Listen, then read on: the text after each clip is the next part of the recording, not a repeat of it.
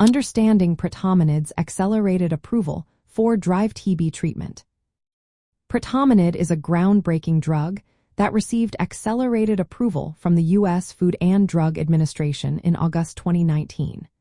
This approval was part of an innovative 3-drug oral regimen that includes bedaquiline and linezolid. This regimen was specifically designed to treat highly drug-resistant tuberculosis, also known as dry TB. This includes forms of tuberculosis that are extensively drug-resistant and multi-drug-resistant, especially in cases where patients cannot tolerate or respond to existing treatments. What makes Pretomanid particularly significant is that it is the first new tuberculosis drug developed in over 50 years. This approval is a major step forward because it targets difficult-to-treat drug-resistant forms of tuberculosis. The accelerated approval was based on encouraging clinical trial data that showed high treatment success rates. In a trial involving 107 patients, the all-oral regimen achieved an impressive cure rate of about 89%. This regimen also shortened the treatment duration to just 6 months, eliminating the need for painful daily injections that were common in older treatments, which could last up to 2 years. Pretomanid belongs to a new class of compounds called nitroimidazoxazines. These compounds have a unique way of working that is effective against drug-resistant strains of tuberculosis.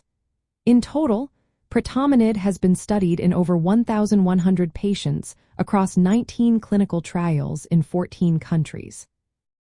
The results showed that it has strong bactericidal activity, meaning it kills bacteria, as well as sterilizing activity, which eliminates dormant bacteria. This is especially important given the rising global resistance to existing tuberculosis drugs. The FDA's accelerated approval process allowed Pretomanid to reach patients more quickly due to the urgent need for new treatments for dry TB. Historically, this condition has had poor outcomes and very few treatment options. However, some experts and advocacy groups expressed concerns about the approval. The clinical trial was relatively small and used historical controls instead of a randomized control group. This makes it challenging to determine Pretomanid's individual contribution to the success of the treatment regimen. After receiving FDA approval, Pretomanid also gained marketing authorization from the European Commission. It is now available in many low- and middle-income countries at reduced prices through global procurement mechanisms. Efforts are ongoing to expand access, including partnerships with manufacturers and programs to help patients access the drug before full national regulatory approvals are in place. The World Health Organization has included Pretomanid-containing regimens in its treatment guidelines for drug-resistant tuberculosis. This reflects its importance as a key tool in the global fight against drug-resistant tuberculosis. The regimen is recommended for adult patients with extensively drug-resistant or multi-drug-resistant tuberculosis who have limited treatment options.